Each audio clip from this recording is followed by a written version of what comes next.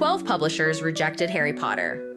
12. That means 12 different people looked at the book that would go on to define an entire generation and said, nah, this won't sell. Imagine if J.K. Rowling had believed them. Imagine if she had thought, maybe I'm just not good enough, and walked away. There would be no Hogwarts, no Voldemort, no midnight book releases. Just another story that never saw the light of day. And, apparently, she almost did quit. She was broke, depressed, a single mom living on welfare, writing in cafes because heating her apartment was too expensive. Every sign in her life was telling her to stop. And yet, she didn't. What makes someone push through that kind of failure and adversity of life? And more importantly, how can you and I do the same? Because the difference between success and giving up isn't luck. It's something much deeper. Stick around, because J.K. Rowling's story isn't just inspiring, it might just change how you see your own struggles in life. J.K. Rowling wasn't just struggling, she had lost everything. The idea for Harry Potter came to her on a train from Manchester to London. She only brought herself and her thoughts on that trip. She wanted to write it down immediately, but she couldn't, because she was too broke to afford a pen. And that was just the beginning. Shortly after, her mother, her biggest supporter, passed away. She never got to tell her about Harry Potter. The grief broke her. She then moved to Portugal, hoping for a fresh start, but instead she walked into a toxic, abusive marriage that left her with a newborn baby. When the marriage ended, she fled to Scotland with her infant daughter, carrying nothing but a suitcase filled with clothes and half-written pages of a story no one believed in yet. At 30 years old, she was divorced, jobless, clinically depressed, and living in a tiny, freezing apartment. Welfare checks barely covered food. She had to choose between eating or keeping the heating on. Most nights, she chose the cold. She had given up on herself. She was so deep in depression that she started having suicidal thoughts. She believed she had failed at everything. Society had already written her off as another struggling single mom who would never make it out. But there was one thing that kept her going. Every night, after putting her baby to sleep, she would walk to a nearby cafe, order the cheapest coffee she could find, and write. Not because she thought it would make her rich, not because she expected anyone to read it, but because writing was the only thing she had left. She poured her grief, her loneliness, her desperation into the story of a boy who had lost everything but still found his way. At that point, Harry Potter wasn't just a book, it was her lifeline. J.K. Rowling had spent 6 years writing Harry Potter and the Philosopher's Stone. 6 years of scribbling in cafes, reworking chapters, and fighting the voice in her head that told her she was wasting her time. 6 years of pushing through exhaustion while raising her daughter alone. 6 years of writing with no guarantee that anyone would ever read a single word. But finishing the book was just step one. Now came the soul-crushing part, getting someone to believe in it. She carefully typed out her manuscript, printed the pages, and sent them off to literary agents and publishers. And then, radio silence. Weeks passed, then months, then rejection letters started rolling in. Publisher after publisher turned her down. Some simply said it wasn't marketable. Others didn't even bother reading it. One of them suggested she get a day job, because there was no money in children's books.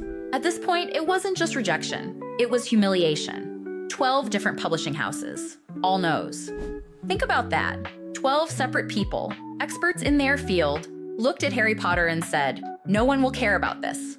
Most people would have given up. Most people do give up, but she didn't. She sent it out again. And then, on the 13th try, she got a different response. A small publishing house called Bloomsbury decided to give her book a chance. Her manuscript landed on the desk of an editor named Barry Cunningham, who didn't think the book would be very profitable. Then something unexpected happened. He took the first chapter home, and his 8-year-old daughter picked it up.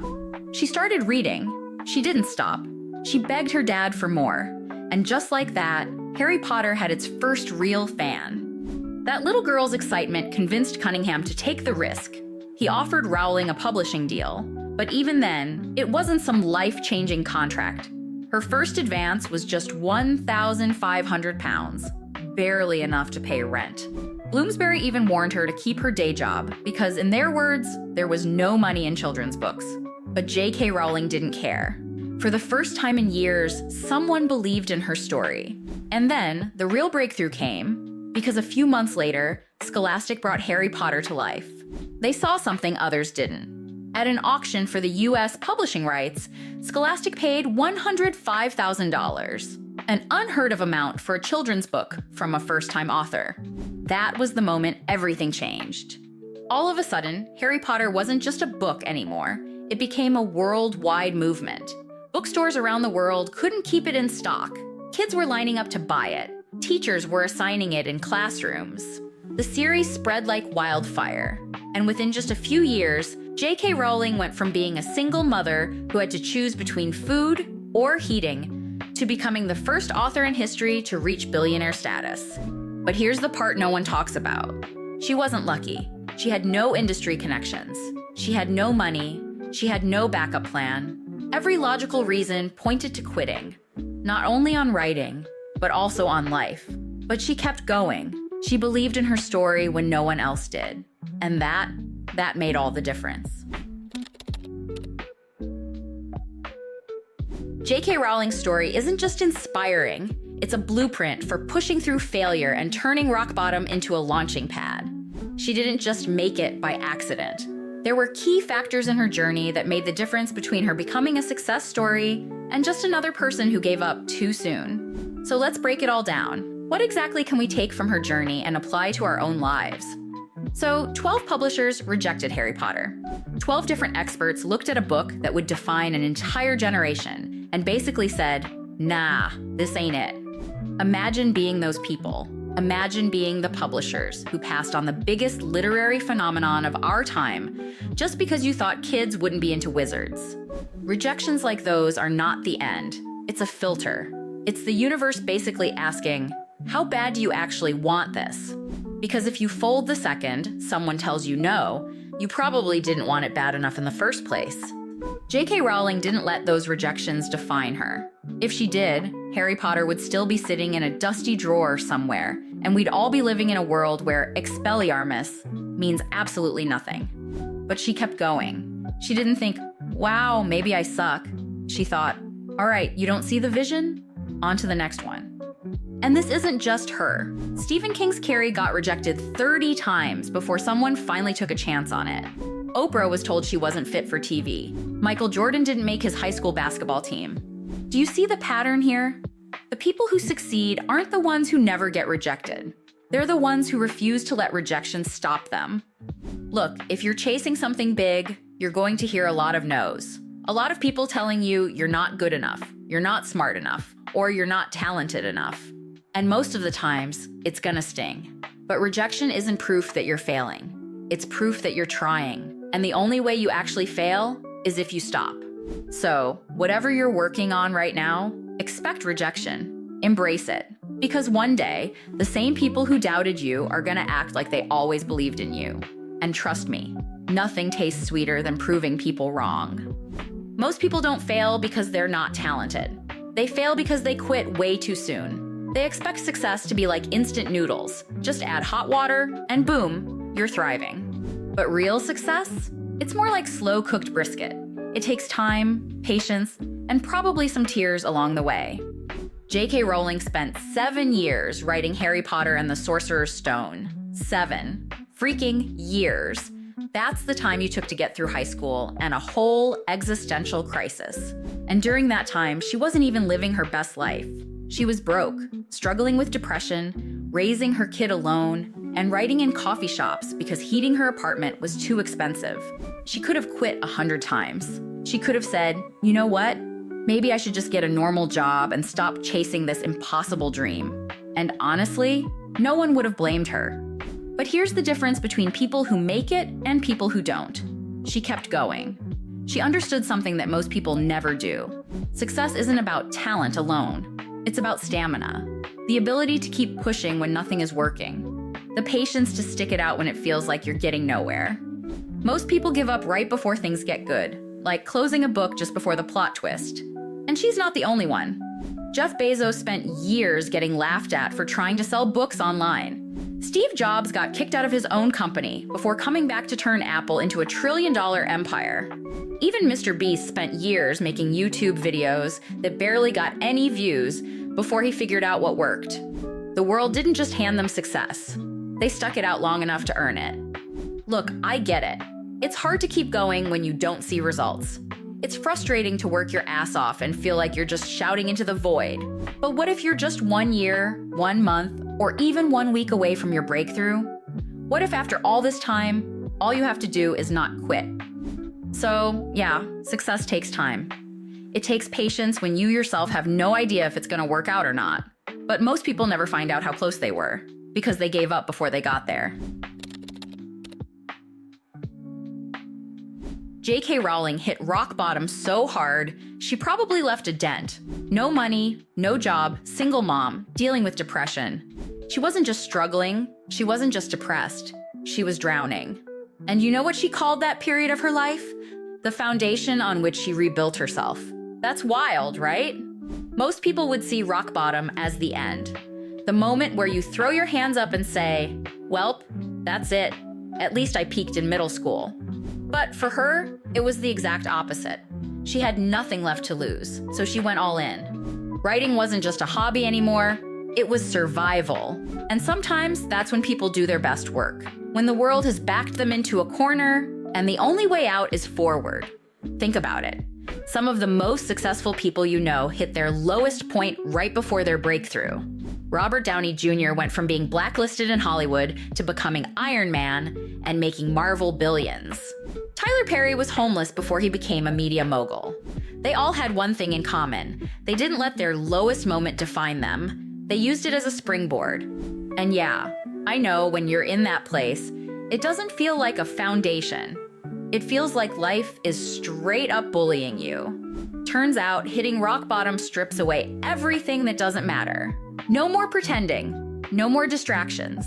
Just you, your resilience, and whatever dream is keeping you from completely tapping out. So if you're going through it right now, if you feel like everything is falling apart, ask yourself this.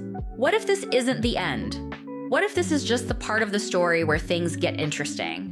Because the only real difference between a breakdown and a breakthrough is what you do next.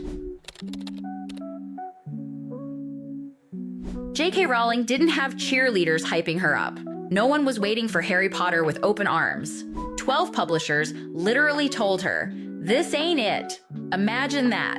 Imagine pouring your soul into something, thinking, "This could change my life," only for a bunch of industry gatekeepers to hit you with the verbal equivalent of a door slamming in your face. Most people would take the hint and move on. She didn't. Because she understood something most people don't.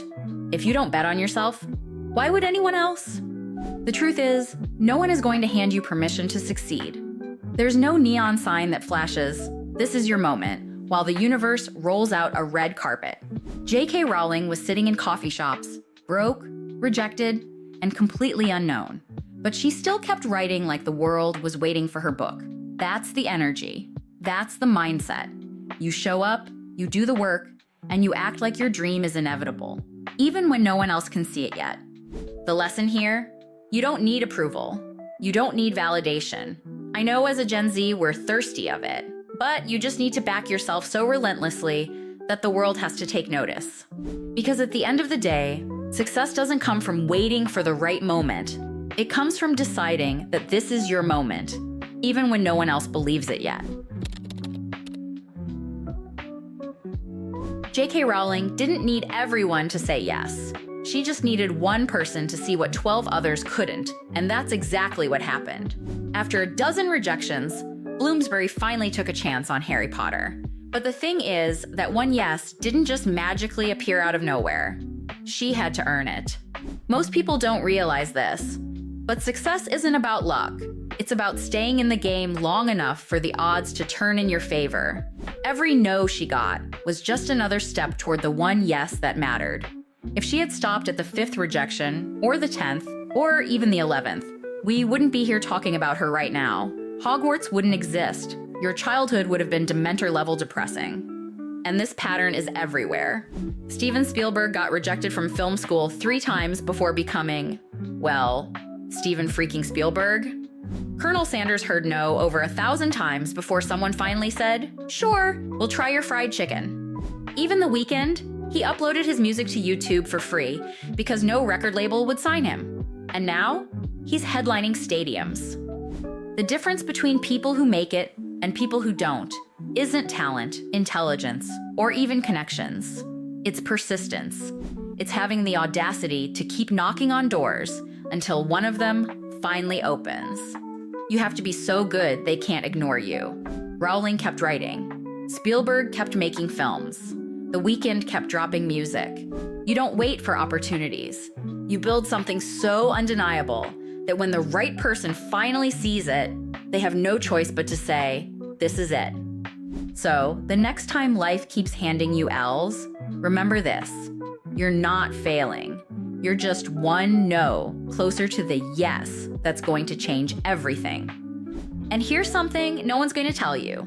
Your greatest moments of failure are just the universe's way of preparing you for your big break. And I mean preparing you. Like those rejections, the self-doubt, the late nights when you feel like you're invisible, it's all part of your training montage. You know, like the part in a movie when the hero's down and everyone thinks they're finished, but they come back stronger, faster, and unstoppable. That's you. The world doesn't owe you success, but it does owe you the chance to earn it. And guess what?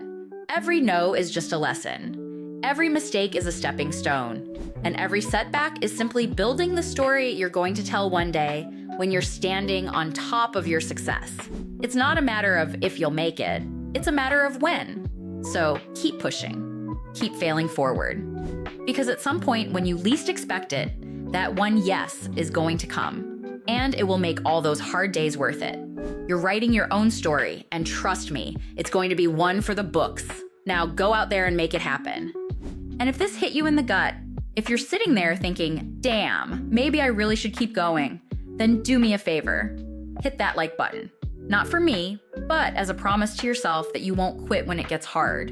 And if you've ever held yourself back because of fear, of rejection, of judgment, of not being good enough, I've got another video for you. It's all about handling social anxiety and owning your space. Trust me, you'll want to see this one. Click it, and I'll see you there.